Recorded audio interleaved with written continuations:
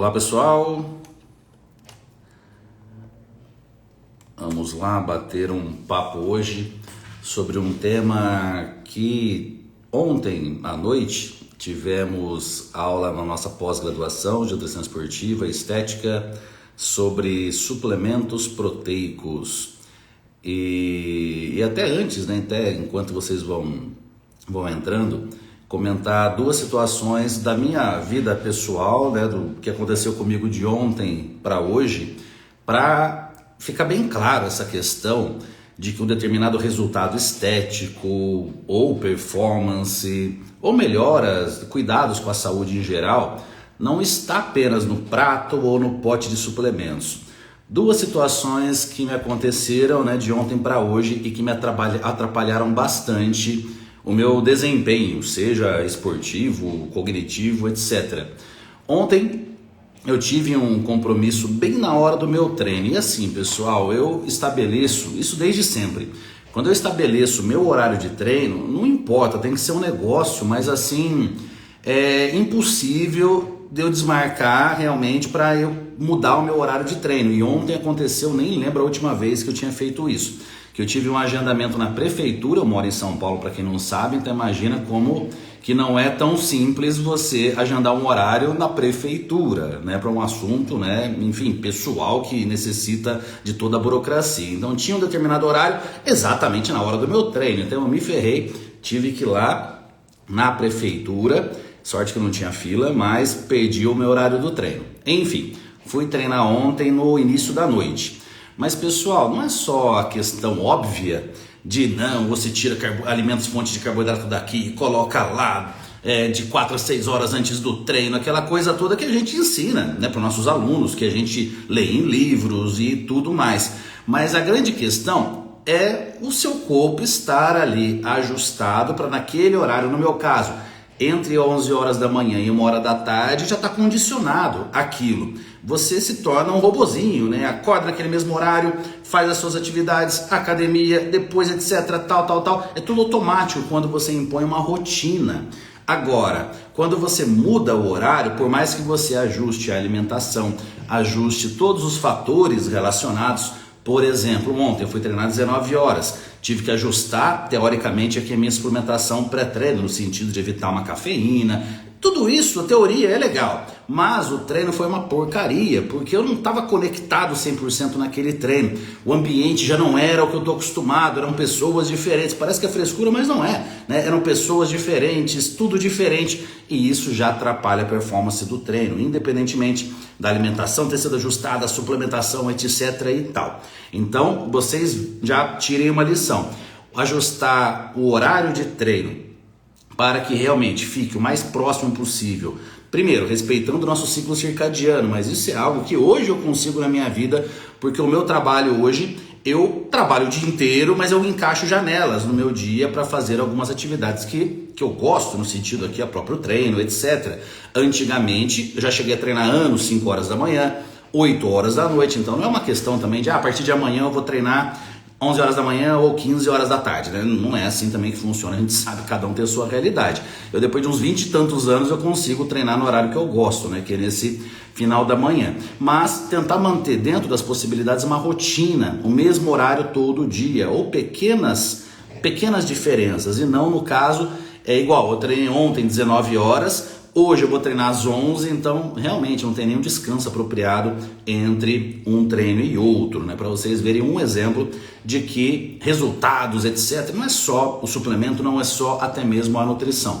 A nutrição é um dos pilares dentro de vários outros que vão te levar aos seus resultados. Então muitas vezes você vai encontrar alguém que tem uma alimentação perfeita, uma suplementação ótima, mas não tem grandes resultados. Algum problema ela tem fora do prato dela.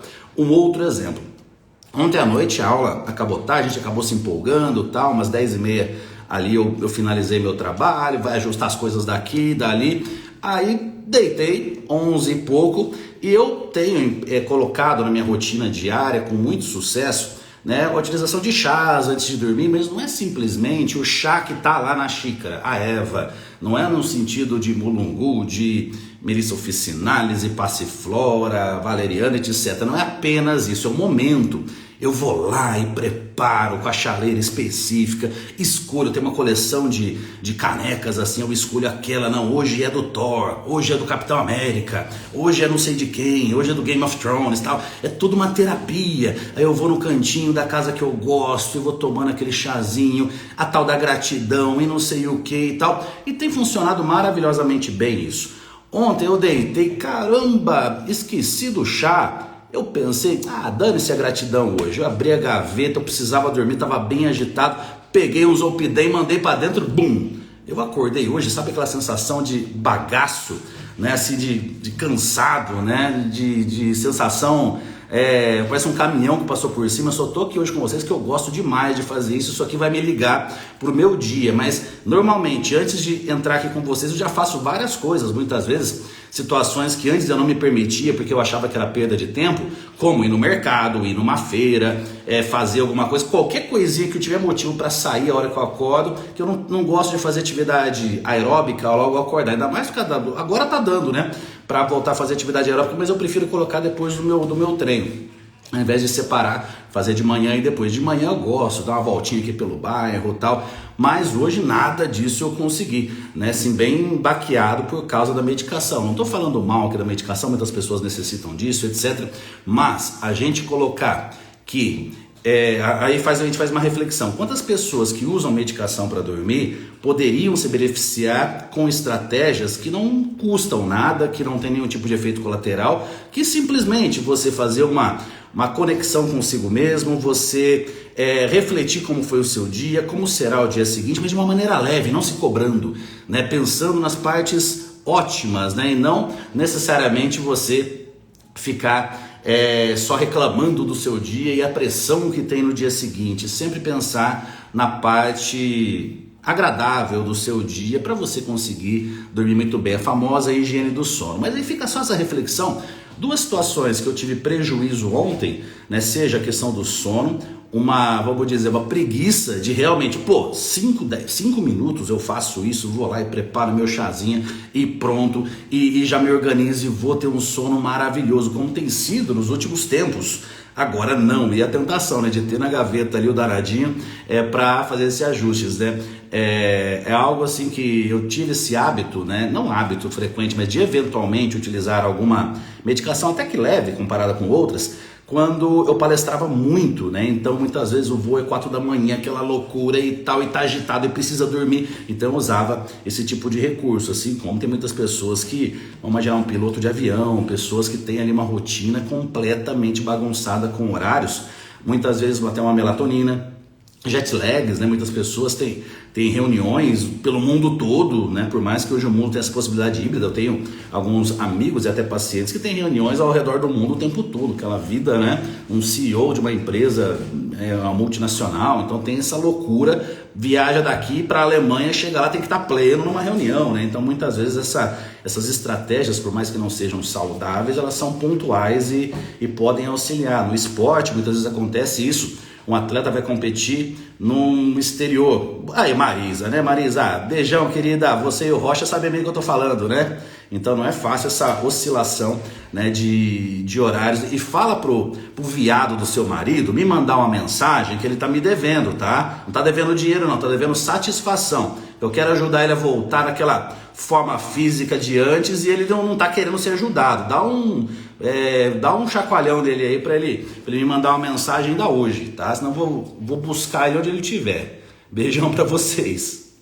Então, pessoal, vamos falar aqui do assunto mesmo de hoje, mas eu dei 2 exemplos onde, de novo, não é só alimentação, não é só suplementação, você precisa propiciar um ambiente para que tudo isso seja favorável.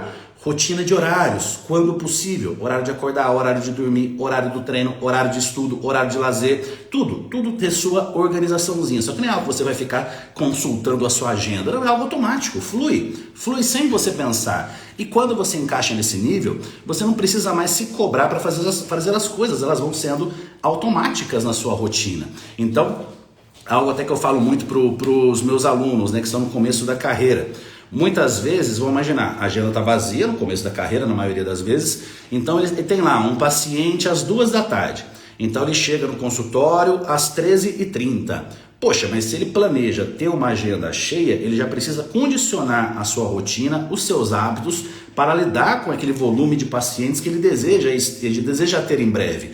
E não é colocar isso como uma dúvida, é colocar como uma certeza absoluta. Não, eu me formei agora, eu tenho um paciente agendado na semana, mas a minha agenda vai ser lotada. Eu vou fazer para que ela seja lotada, só que para isso eu preciso me condicionar. Então eu chegaria nesse consultório 7 horas da manhã e iria embora. Vamos colocar 18 horas, se o objetivo é essa jornada de trabalho, independente de ter paciente ou não. Eu fiz isso sempre na minha carreira. Né? Desde o meu começo de trabalho, eu tive uma etapa da minha vida que eu recomecei meu trabalho quando eu vim morar em São Paulo.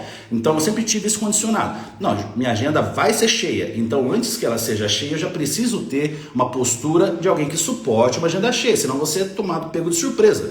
Né? Você já começa ali, tem lá a hora que realmente, se acontecer de encher aquela agenda, você não está preparado para aquilo. É o famoso, né, um passinho de cada vez, só que você está se preparando para esse sucesso de repente. Aí de repente a agenda lota e você está preparado para aquilo, mas não é pego de surpresa, né?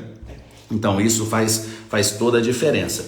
Bom, pessoal, acho interessante, como eu comentei aqui no início, né, eu vou fugindo do assunto, eu sou uma beleza também, né, eu começo a ir pra cá e pra lá, eu vou batendo papo, por isso que é tão gostoso pra mim aqui estar com vocês, não tem uma cobrança de ambos os lados aqui, estamos, né, trocando informações. Mas olha só, ontem nós tivemos na pós-graduação de Nutrição Esportiva e Estética, lembrando, mês que vem nós temos uma turma nova de Nutrição Clínica Integrativa Funcional, uma nova turma começa mês que vem, lá no link da minha bio tem todas as informações sobre essa pós-graduação, que é uma pós-graduação de prática clínica, de consultório, onde nós estudamos ali várias possibilidades para que o profissional seja o nutricionista que cuida da família em si, seja um atleta, seja uma patologia, seja alguém que já está numa idade mais avançada, crianças, adolescentes, gestantes, então nós temos ali várias possibilidades. Cada módulo é como se fosse cada módulo uma pós-graduação, né? É uma pós-graduação muito ampla com relação ao seu conteúdo, e os grupos de estudos que nós temos diariamente acabam enriquecendo esse conteúdo. E ontem nós tivemos duas aulas na pós-graduação, uma delas que inclusive eu perdi, olha que vergonha, né? Eu perdi uma aula ontem, uma aula de interpretação de testes genéticos para a pós-graduação em Nutrição Clínica Integrativa Funcional, e na sequência, essa eu peguei, de suplementos proteicos. Então, só bater um papinho, pessoal, sobre algumas dúvidas que ainda pairam com relação à suplementação proteica e até mesmo de aminoácidos. É um assunto que teoricamente é simples, mas o que atrapalha justamente é o que eu mais bato aqui na tecla com vocês. Qual o contexto que vocês estão falando? Isso que é o mais importante. Não adianta, como eu vejo, análise isolada de algo, seja um suplemento ou seja um alimento.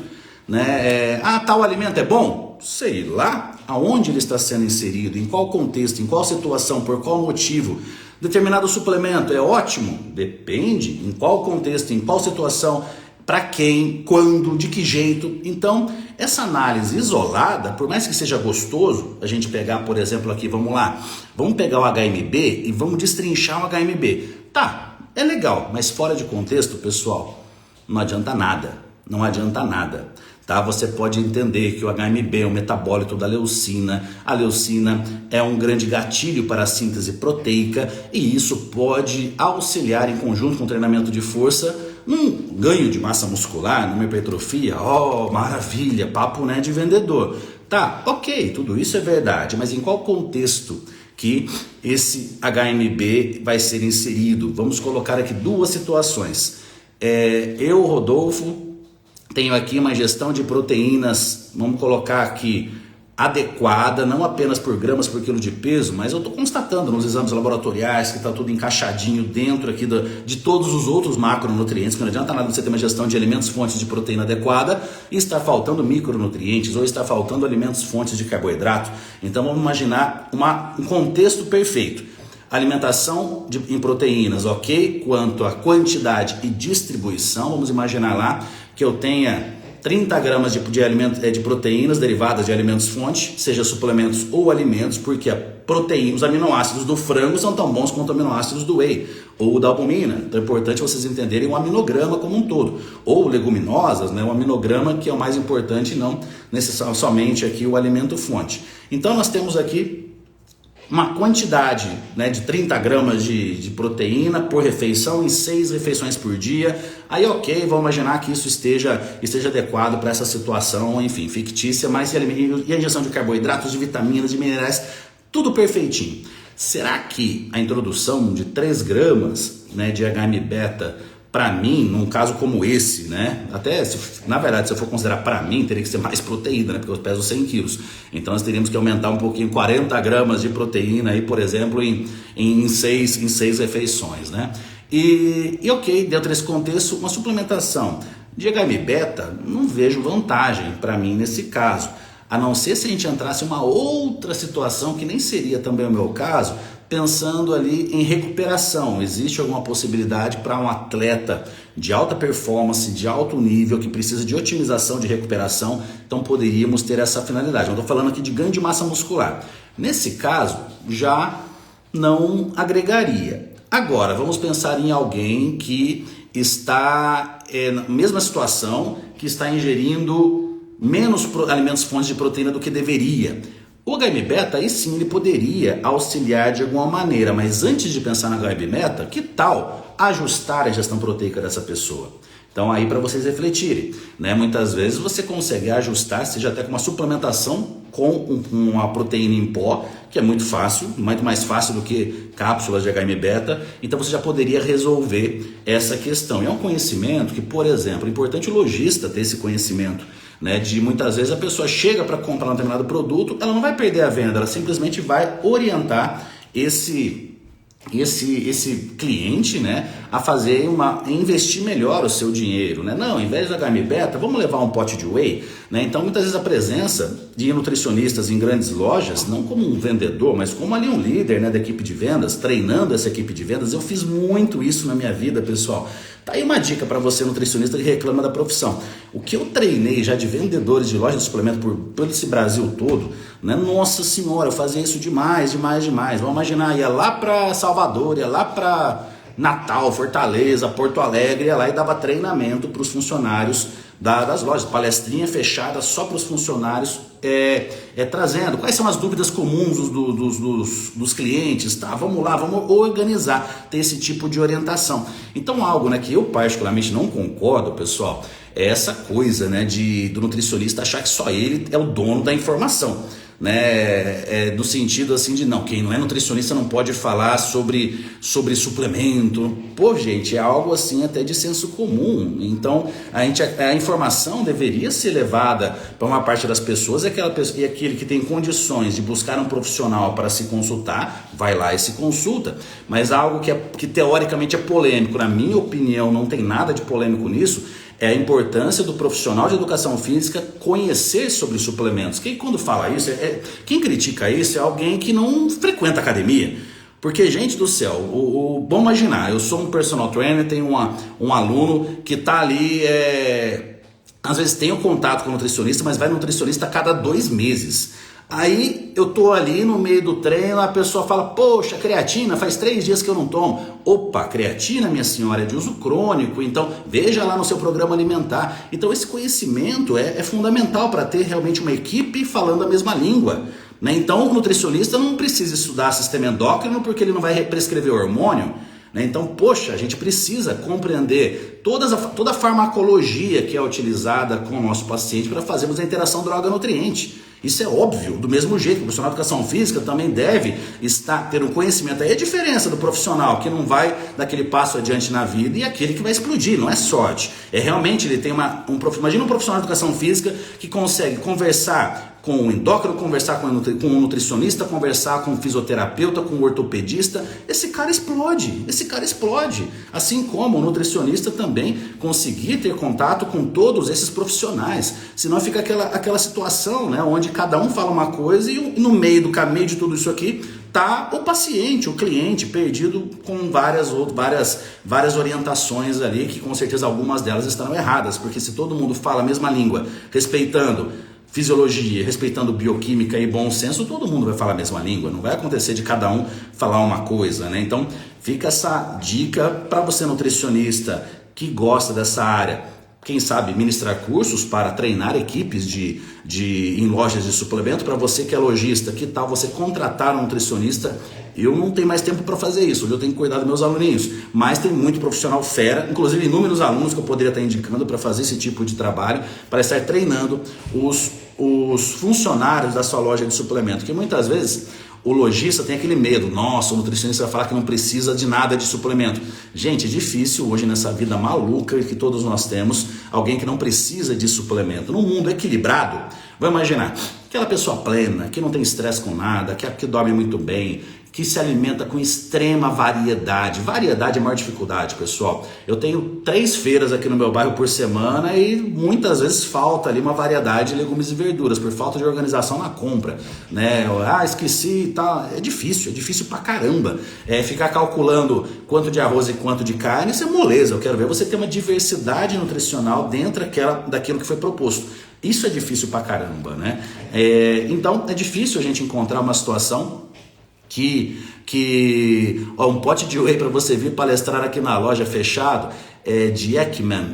Olha só que interessante, eu iria até de graça e fiz isso muitas vezes na minha vida.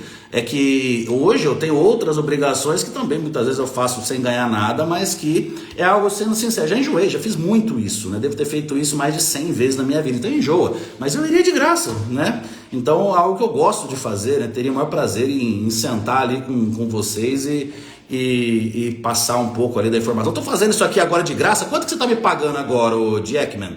Então hoje essa visão de que tudo se ganha o tempo inteiro, por isso está todo mundo doente, todo mundo desesperado, né? Tudo que se faz é algo em troca, né? Seja amizade, seja relacionamento, seja trabalho, tudo você tem que fazer e ganhar, sendo que muitas vezes você faz 400 coisas no mês de graça, cobra por 10 e no final você ganha muito dinheiro, porque aqueles 10 você foi extremamente valorizado. Então, e por isso que muita gente não consegue ganhar dinheiro, é que tenta ganhar em tudo, né? E ganhando em tudo, ninguém ganha em tudo. Vocês conhecem algum time de futebol que nunca perdeu? Um jogador de futebol, por melhor que seja, que nunca errou um chute, né? Todo mundo perde, todo mundo erra, só que no montante que você é avaliado, né? Então isso é igual aqui agora.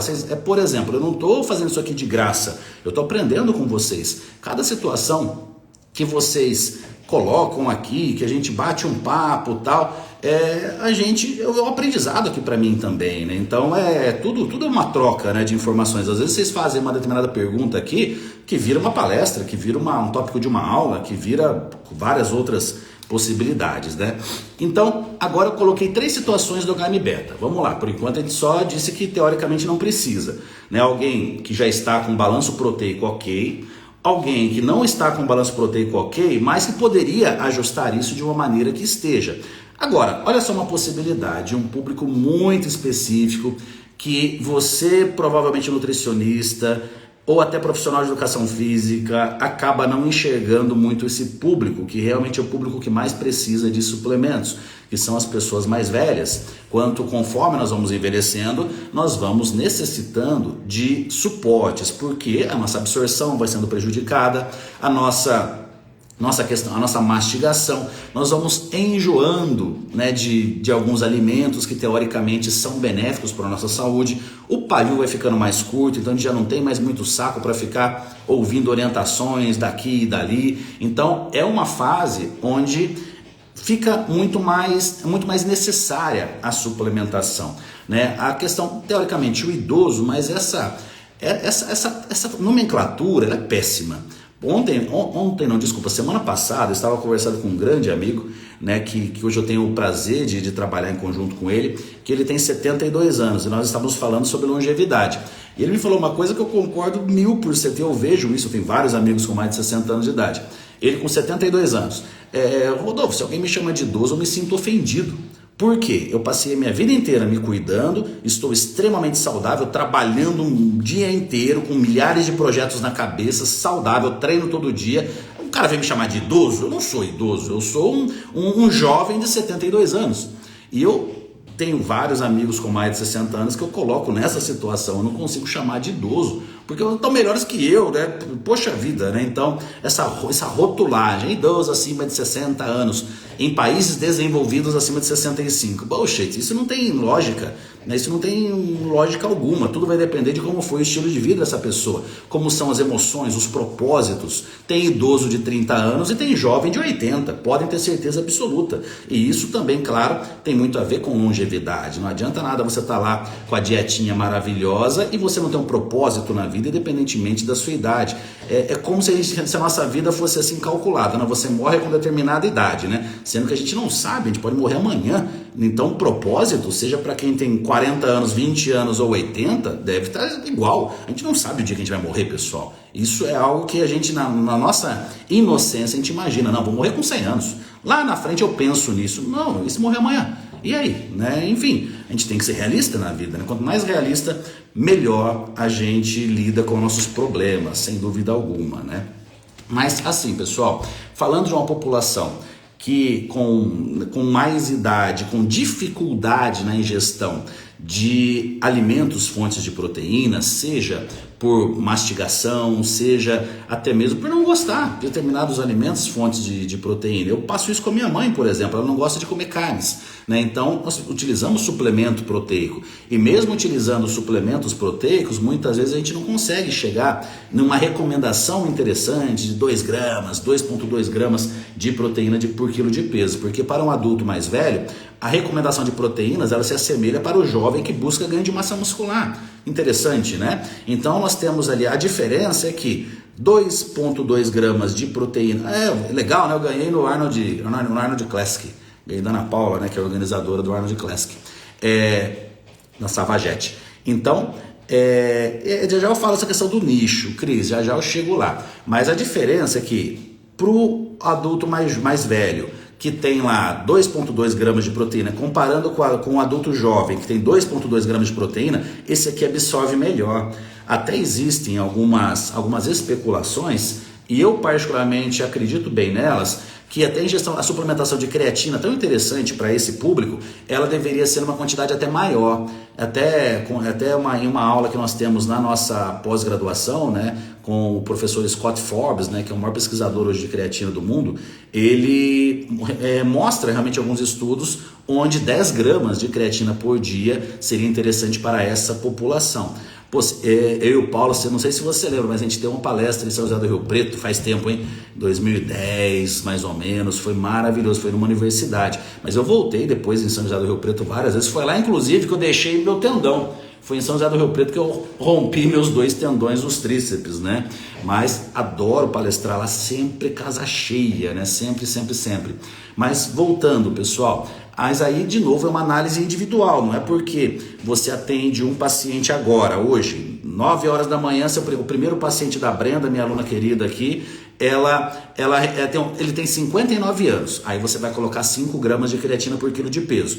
Aí às 10 horas chega um paciente com 61 anos. Ah não, você tem 61 anos, eu vou te prescrever 10 gramas de creatina por quilo de peso. Vocês estão entendendo que o bom senso ele prevalece?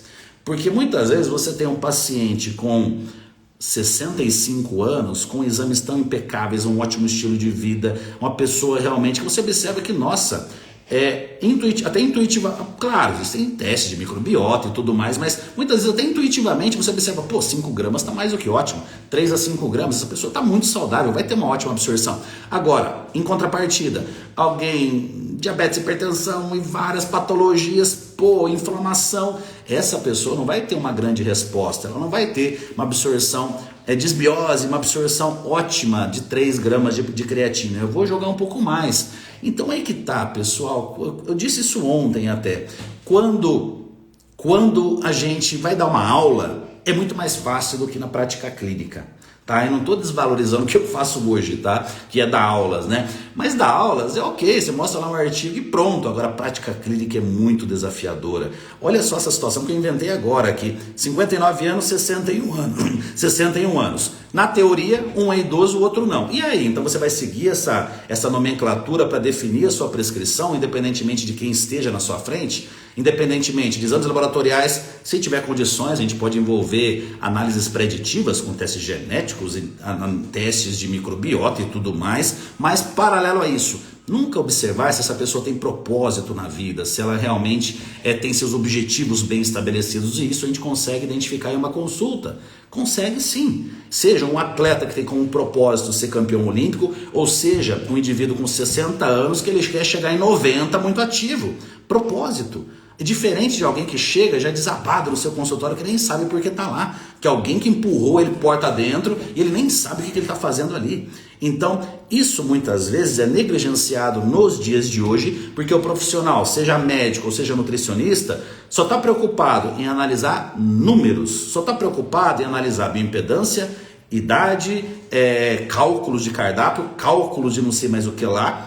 E com isso esquece o mais importante, que é o ser humano que está na frente dele. Como que é o mindset dessa pessoa, até quanto eu posso estimulá-la, até quanto eu preciso acalmá-la ou realmente dar um suporte emocional. E tudo isso nós fazemos, né? É muito mais fácil, né? Indicar para o psicólogo, indicar para não sei quem. Gente, auxilie, trabalhe em conjunto, né? Então isso realmente é a diferença de um profissional que cuida de pessoas ou aquele que tem um emprego, né? Que tem lá um emprego que ele atende pessoas. Ah, atende 10 por dia, ganha tanto. É um emprego, não é um profissional da área de saúde, é um emprego. Ele simplesmente faz ali o que tem que ser feito. Olha, um exame, prescreve, tchau. Exame, prescreve, tchau. Isso é emprego, essa pessoa não vai ser feliz fazendo isso, eu garanto para vocês. Tem outras formas muito melhores de ganhar dinheiro do que ficar fazendo isso e ainda prejudicando a saúde das pessoas, né? Bom, pessoal, olha que legal, né? Curcumina, né? Curcumina merece até uma live especial para ela. Curcumina é incrível. A questão é a biodisponibilidade, mas hoje nós já temos alguns suplementos com ótima concentração de curcumina, né? Onde você pode ter benefícios até com relação à recuperação muscular, osteoartrite, até falando de envelhecimento, é o suplemento da família, né? A curcumina pode entrar nessa situação. Tem alguém com 25 anos que treina forte, que tem ali um desgaste articular grande, então a curcumina pode auxiliar também para a saúde articular, e o avô dele pode usar a curcumina, até sugeriria em conjunto com outros suplementos, destaco aqui colágeno não desnaturado do tipo 2, extrato de boswellia, ácido hialurônico, pensando na saúde articular também. Então é um suplemento interessante, só atenção para biodisponibilidade, tá? Porque algumas empresas associam com peperina, que otimiza a biodisponibilidade, então é algo assim que é incrível na teoria, mas na prática tem que ter essa atenção com relação à qualidade do produto, que vai de encontro até com essa pergunta do Paulo Miguel. Como saber se o whey é de boa procedência, o que está no rótulo? Pessoal, uma empresa ou alguém com má índole, ele vai adulterar o que está dentro e o que está fora. Então, não adianta tá lá no rótulo uma descrição maravilhosa do whey, né? Então, e lá dentro está adulterado. Então, o mais importante, quando você vai comprar um iPhone, né, você vai numa loja da Apple, você vai buscar um iPhone original, você não vai buscar um Xing Ling. Então é parecido, um carro, a mesma coisa, você vai buscar a história da empresa que está por trás. Quem é essa empresa? E não é só Instagram. No Instagram todo mundo coloca o que quiser. Então vai buscar realmente informações. Claro, perguntar para profissionais da área podem te dar uma luz. Inclusive eu sugiro que os profissionais da área sempre visitem indústrias, conheçam realmente o que é uma indústria de alta qualidade, para ter esse parâmetro, né, de quando visitar outras, você ter essa visão, né, de realmente se ela tem uma qualidade boa ou não, para estar orientando, né, os consumidores, os pacientes, com algumas possibilidades de marcas. Mas sendo muito sincero, Paulo, pensa em algo que é da sua rotina, pensa em algo que você goste. Gente do céu, isso é óbvio, né? Deixa eu pensar aqui, por exemplo, tenho 3 canetas Montblanc, 3 canetas de mais alta qualidade. Uma caneta dessa não vai vir com a tampa quebrada, não vai vir adulterada, porque é uma empresa que tem uma credibilidade absurda. Agora, eu não tenho aqui, mas eu adoro, acho que eu até uso mais que as Montblanc. Bic é uma caneta que é mais barata, mas tem muita credibilidade. Você não vai encontrar uma Bic com defeito também, pode observar. Então, muitas vezes, dependente do custo, não é porque o mais caro é sempre o melhor. Muitas vezes um produto tem um preço acessível, mas é uma empresa que ganha pela quantidade, ganha pelo volume. E ela não vai sujar no nome do mercado de tantos e tantos anos. É a mesma coisa a indústria de suplementação alimentar. E temos várias marcas que têm essa credibilidade no mercado. Não estou dizendo que uma empresa que surgiu ano passado, ela não vai ser boa. Ela pode ser muito boa, mas desde o início a pessoa já começa com o pé direito, pode ter certeza. Quando a pessoa é de má índole, ela já entra com o pé esquerdo. Né? Teórico, né? Um ditado popular, quem é canhoto não vai se ofender. Mas quem já vai entrar no trabalho, quem já tem um legado, uma busca por seriedade, já vai começar com o pé direito com bons produtos, né? Então, busquem sempre até essas comparações com algo do seu dia a dia, marca de computador, marca de tênis, tudo isso, né? Então, essa guerra, né, de narrativas em Instagram, em YouTube, né? Essa competição de marketing atrapalha as pessoas com relação a essa compreensão, mas nós temos com certeza várias marcas no Brasil que são de ótima qualidade, que não teria nem lógica ficar adulterando um produto, porque são indústrias de milhões e milhões, né? Que não pode correr o risco de ser prejudicado com relação a qualquer tipo de laudo negativo. Um problema é que, falando até de suplemento proteico, boa parte dos laudos são apenas quantitativos e não qualitativos. Então isso atrapalha também nessa identificação. E muitas vezes, por exemplo, às vezes uma diferença percentual. Vamos imaginar que um determinado tipo de uma whey isolada tem lá 1 grama de carboidrato no produto, e dentro ali a legislação, nem vou lembrar dessa questão agora, mas mostra lá que teria que ter 0,5 gramas, né? Então é uma discrepância de 100%, isso assusta o consumidor, mas na verdade está falando de uma quantidade irrisória. Então agora, se um concorrente pega um dado desse, vai massacrar, então o consumidor fica no meio dessa guerra toda, né? Então, pessoal, eu tenho medo até de esquecer alguma, porque nós temos inúmeras marcas sérias. Vitafor é uma delas, Integral Médica, aí tem a Nutrify, que também é Integral Médica, Max Titanium, que é a probiótica também, mesmo laboratório da Max Titanium, Essential, Pura Vida, enfim, tantas marcas. Atlética, nossa, trabalhei tantos anos na Atlética, nunca vi um A errado lá dentro, empresa de mais alta qualidade. Temos várias e várias empresas sérias, né, no país em si, né? E desculpas que eu esqueci, mas nós temos aqui várias possibilidades no Brasil, mas uma maneira de você, profissional, saber disso: vai visitar, bate na porta da empresa, né, no sentido, manda uma mensagem e solicita uma visita, né? As empresas sérias adoram receber profissionais da área de saúde e mostrar realmente a sua qualidade. Se você tem uma casa bonita, você quer receber os seus amigos para mostrar, né? Isso vale para a cozinha de um restaurante, isso vale para várias outras situações, tá? Então aí, buscando realmente o histórico antes da internet, é uma boa ideia, mas tem algumas empresas que vieram mais recentes que são boas também, mas essa dica é interessante, né? Quem veio antes do Instagram é mais fácil da gente saber, né? Antigamente não tinham essas dificuldades, né? Essas dúvidas, né? Bom, pessoal, nossa, eu falo um monte aqui. A ideia era de falar aqui de mais suplementos proteicos, mas acho que uma informação importante aqui antes da gente encerrar é com relação ao aminograma, né, de um suplemento proteico. Não necessariamente uma whey vai ser sempre melhor do que uma proteína vegetal. E a proteína vegetal, ela não pode ser vista como um plano B, né? Até Black Skull, excelente marca também, tá? Ou não pode ser vista como um plano B. Por exemplo, eu não me adapto com whey, eu vou tomar proteína vegetal. Eu sou vegano, eu vou tomar proteína vegetal. Não, acaba sendo uma possibilidade, né, antes de terminar, eu vou falar sobre essa questão da maltodextrina no whey, tá, Leide? Né, que muitas vezes não é adulteração, tá? Mas já eu falo nisso. Então, nós temos que ver a proteína de origem vegetal, que cada vez está com melhor palatabilidade e melhor aminograma, como uma possibilidade de primeira escolha.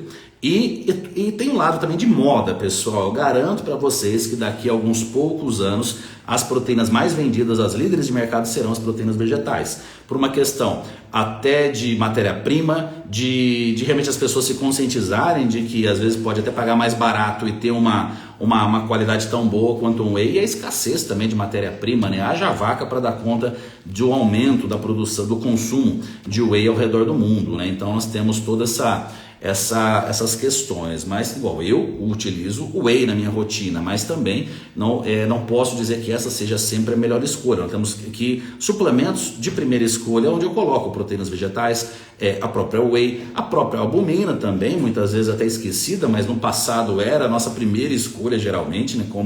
Até como consumidor, acho que eu usei mais albumina na minha vida do que o whey, né?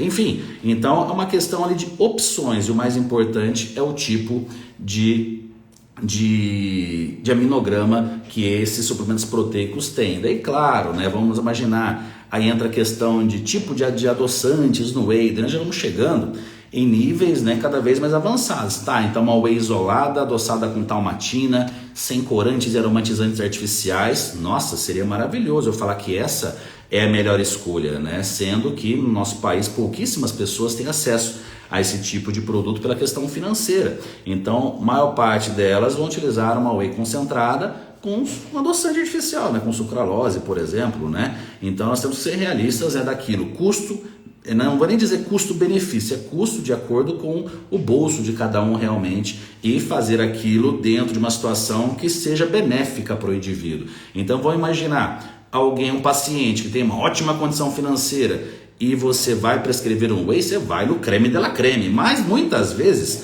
o creme de la creme não é gostoso. Eu confesso, eu tenho em casa aqui um monte de tipo de whey, desde o melhor até um concentrado mais simples, e geralmente eu tomo 2 vezes ao dia o whey. Uma eu uso uma qualidade melhor, o outro eu uso um concentrado. Por quê? Para economizar? Não, por causa do sabor, eu acho gostoso. Então, não é só melhor também na qualidade, feito é melhor que perfeito, boa. E também tem a questão sensorial, eu adoro pegar um whey concentrado, um saborzinho mais gostoso, misturar com aveia, fazer ali tipo um mingauzinho. Se eu pego um whey isolado, hidrolisado, tudo natural e faço isso, não vai ser gostoso, não vai me dar prazer nenhum, aí não vai gerar adesão. E agora, quando eu faço um shake misturado com várias coisas igual, bato lá o whey com banana, aveia, aí eu pego um whey de qualidade melhor. Até porque eu observo, se eu uso duas vezes uma whey concentrada ao longo do dia, já me traz um pouco de desconforto, mas aí é uma questão minha. Pode ser que um paciente tome 3 vezes ao dia e não tenha nenhum tipo de desconforto, porque a questão é o intestino de cada um.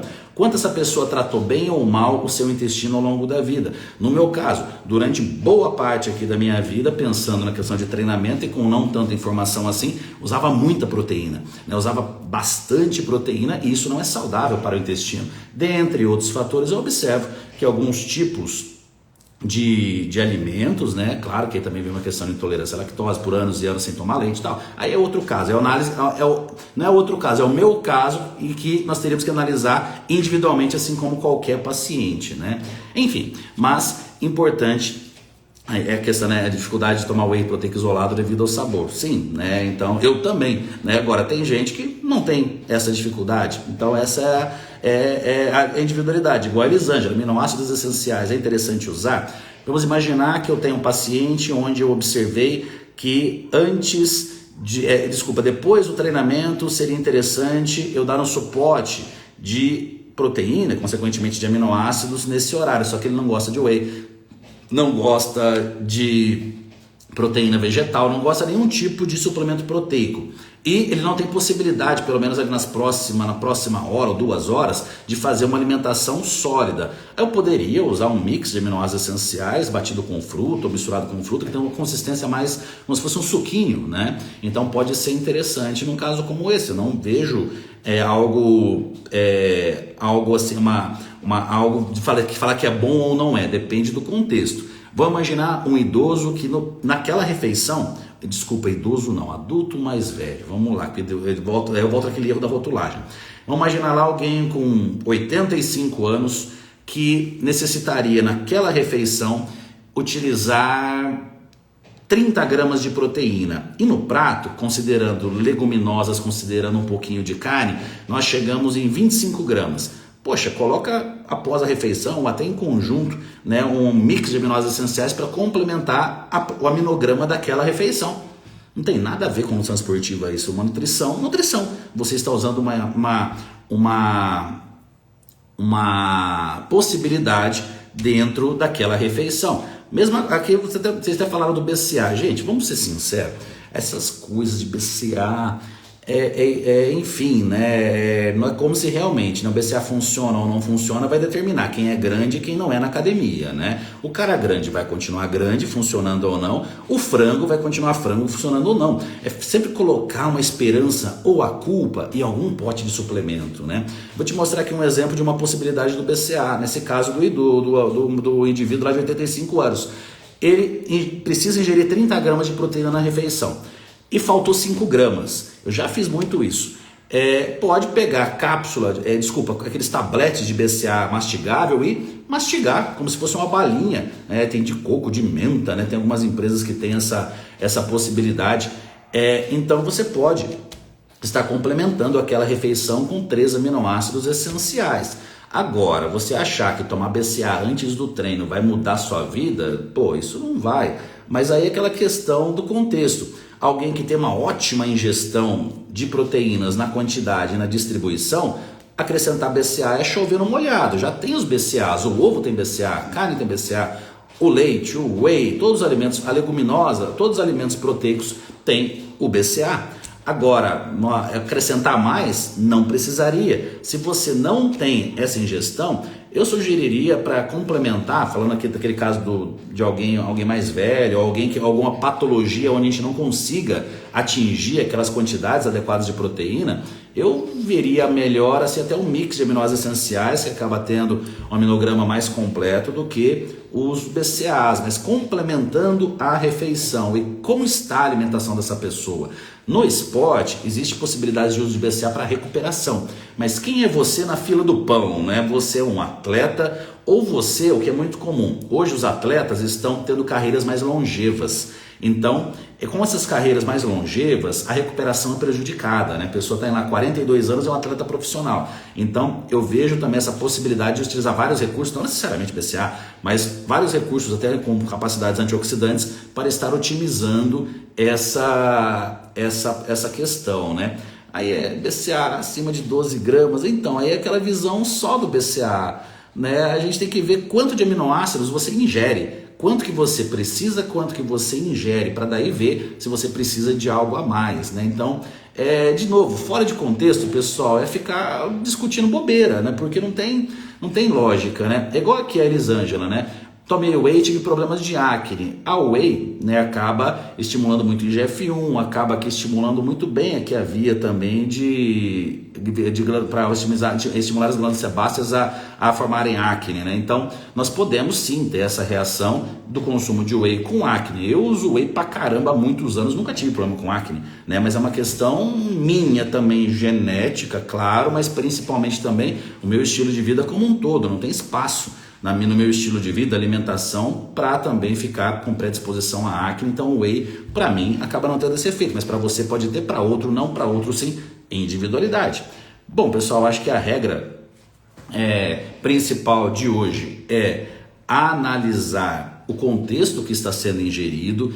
Essa questão de posologia para suplemento é um erro muito grande quando a gente fala de carboidratos e proteínas, aminoácidos, porque é um complemento. Então nós precisamos complementar algo que já está sendo ingerido. Se você precisa de 200 gramas de proteínas no seu dia, você já está ingerindo 200 gramas de proteína, você acrescentar aminoácidos que já estão presentes aqui, não vai agregar em nada, a não ser que sejam aminoácidos muito específicos com outras finalidades, e não falando de síntese proteica, tá?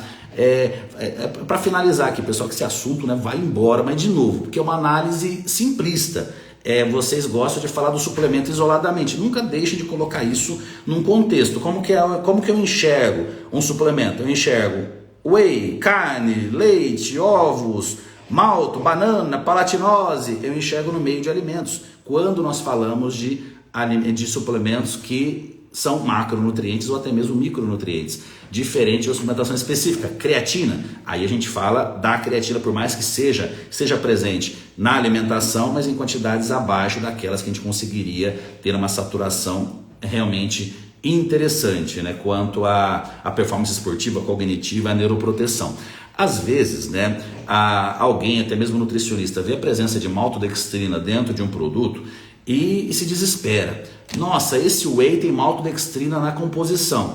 Quanto de maltodextrina? Vai ter lá às vezes 1 grama de maltodextrina, porque isso muitas vezes no processo industrial é para melhorar a solubilidade. Um pré-treino, coloca lá um tiquinho de maltodextrina para melhorar a solubilidade, para melhorar para tornar possível você ingerir aquilo, né? Resumindo aqui. Então, muitas vezes a indústria aí começou a colocar palatinose, porque as pessoas não sabiam o que era, né? Hoje já sabem, mas para não ficar esse medo, né? De que 0,5 gramas de maltodextrina numa dose de algum produto vai ser um grande problema. É uma dosagem insignificante. A pessoa está lá preocupada com 0,5 miligramas de malto no whey, e no final de semana não se preocupe em pedir uma pizza de 4 queijos de calabresa e comer igual uma capivara, né? Então aí é o bom senso mais uma vez, pessoal. Então se a indústria fizesse o que muitas vezes o nutricionista gostaria, o produto fica intomável, fica ruim. Eu dei o exemplo do whey. Pega um whey, uma vez, né, em uma indústria a gente desenvolveu, toda uma equipe, né, o desenvolvimento, a gente só dá uns pitaquinhos, uma whey muito hidrolisada, que na teoria era incrível, né? Que teoricamente seria a melhor proteína do Brasil na época. Só que não vendia, ou então quando vendia a pessoa não comprava de novo. Por quê? Porque ela era tão boa que você colocava água assim, não precisava nem agitar. De tão solúvel, de tão hidrolisada, de tão natural que ela era, o sabor era horrível. Então, se a gente for pensar só no ponto de vista técnico, o produto geralmente não vai ter um bom sabor, e o que vende é o sabor. Então, essa união entre sabor, custo e qualidade é o desafio da indústria.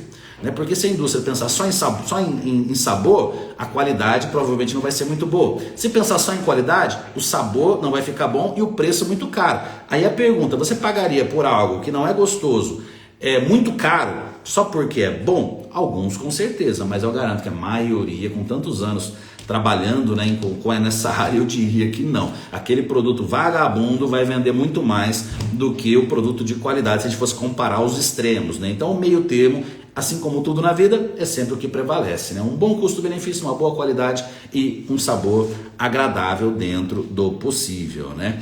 Então é isso, pessoal. Esse assunto, se a gente deixar, a gente vai que vai, né?